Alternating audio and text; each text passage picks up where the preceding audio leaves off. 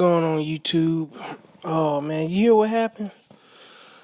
Miguel Cotto got stripped of the WBC middleweight belt.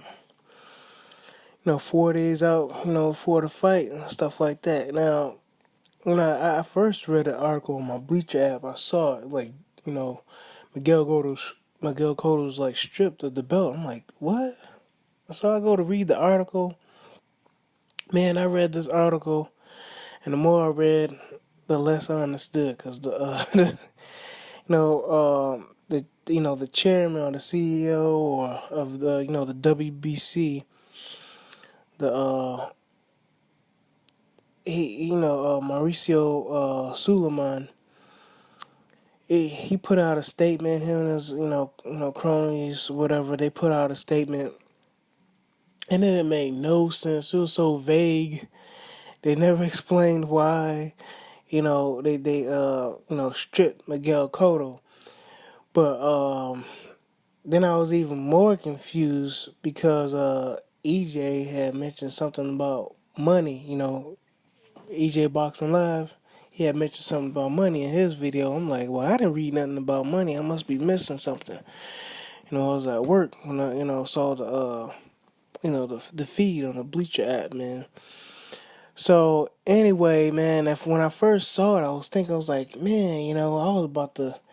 In my mind, I was kind of like joining like the blaming on Al Heyman bandwagon, which was, it was possible because when I read it, the only thing I'm like trying to think of angles, you know what I'm saying? I'm trying to think of angles. So I'm thinking like, man, maybe they want to get De La Hoya. Maybe this is a shot at De La Hoya or something like that. Yeah, maybe this is a shot at De La Hoya, right? I was like thinking, nah, can't be a shot at De La Hoya, because as I kept on reading, they said Canelo Alvarez, or Saul Alvarez, was able to win the belt. He was still able to fight for the belt. So the belt was kind of like still on the line, but it wasn't for Cotto for whatever reason, right?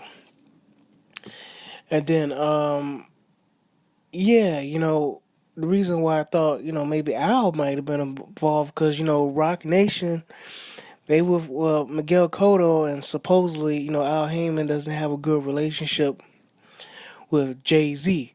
So that's possible, I mean, that guy's pulling strings. I mean, everybody that's working with him is happy, but people who aren't working with him aren't happy. So, I mean, he has no rhyme or reason to not pull one over on them, And he's got a lot of money. He's got a lot of pull. His word seems to be bond. He tells people to do stuff, they go ahead and do it. They roll out with him. He's like the Don. Big Al, Big Al.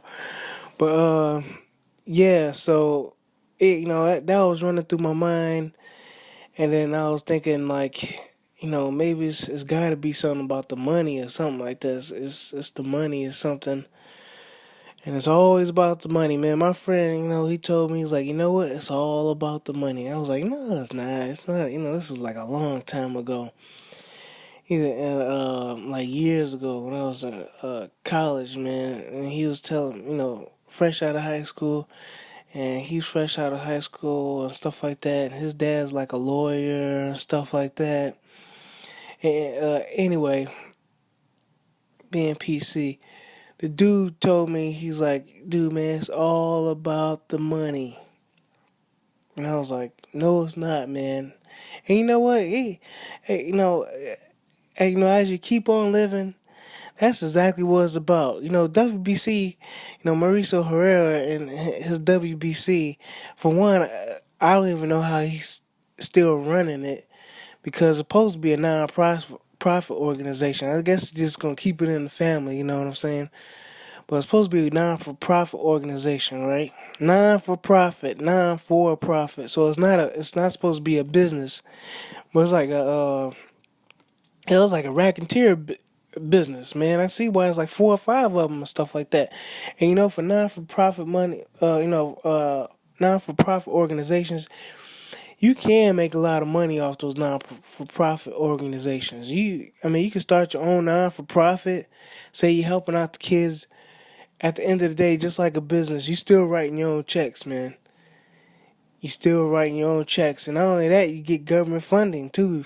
You know what I'm saying? You can get government funding and apply for certain grants and stuff like that. You can spend some of the money, see, oh look, we're helping out the kids and stuff like that, and maybe only like 20% of that money goes to like the kids and stuff like that. Well, that's what's going on here, man.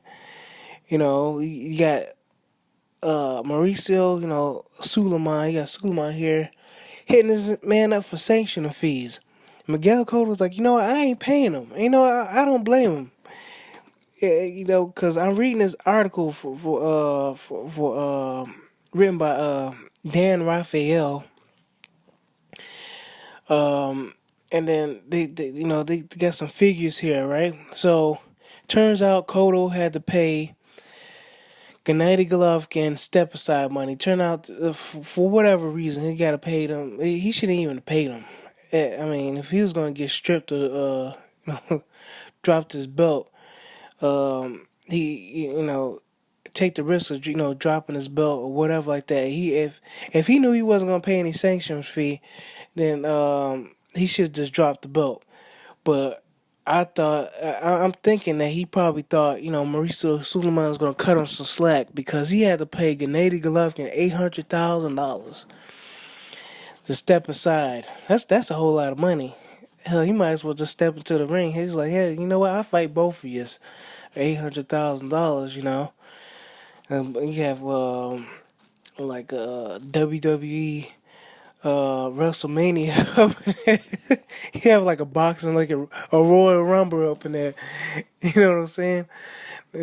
Actually, that'd be kind of interesting to see, how have a bunch of guys up in there swinging at each other, see who beats up who, and maybe like Canelo and Miguel Cotto can like jump on Gennady Golovkin and beat the hell out of him, and then go on to town on each other. Man, that'd be funny, kind of funny.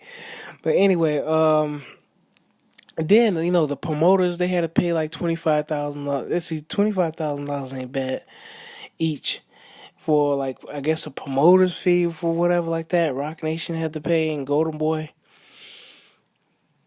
So anyway, Miguel Cotto didn't want to pay the $300,000 to keep it short. I don't blame him, and you know what? It was mentioned in the article written by Dan Raphael, ESPN, senior writer. I'm not sure if it was like mentioned by him, but anyway, this is what he's got in print, so I'm guessing he wrote it. But thinking about it, Miguel Cotto will still be the lineal champion, right? If he wins, hell, if he could drop out the fight, he'll still be the lineal champion, which will force Gennady Golovkin to start a new bloodline. And how's that going for him? You know what I'm saying? It's not so good. His record doesn't look too good.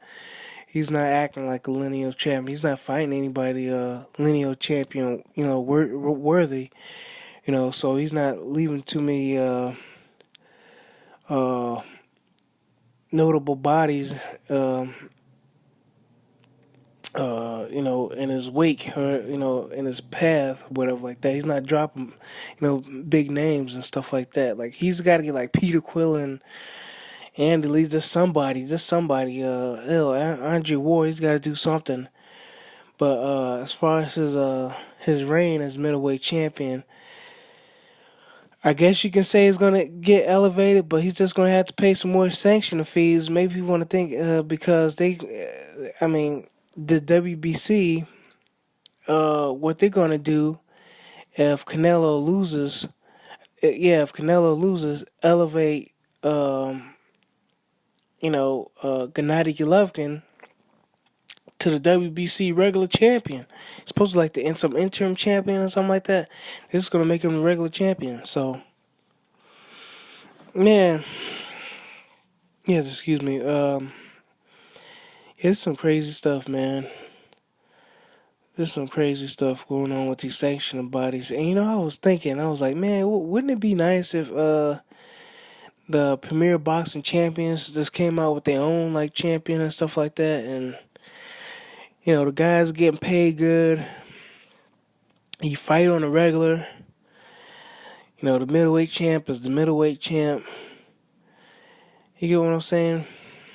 I was thinking about that. I was like, that would be nice, man. Dry out all these non for profit organizations, soaking up all this money and coming up with all these belts and stuff like that. It's supposed to be non for profit, man. Why shake this man down for $300,000 and he giving your belt so much notoriety and stuff like that? I don't understand that, but all right, man. I'll catch y'all later. Bye.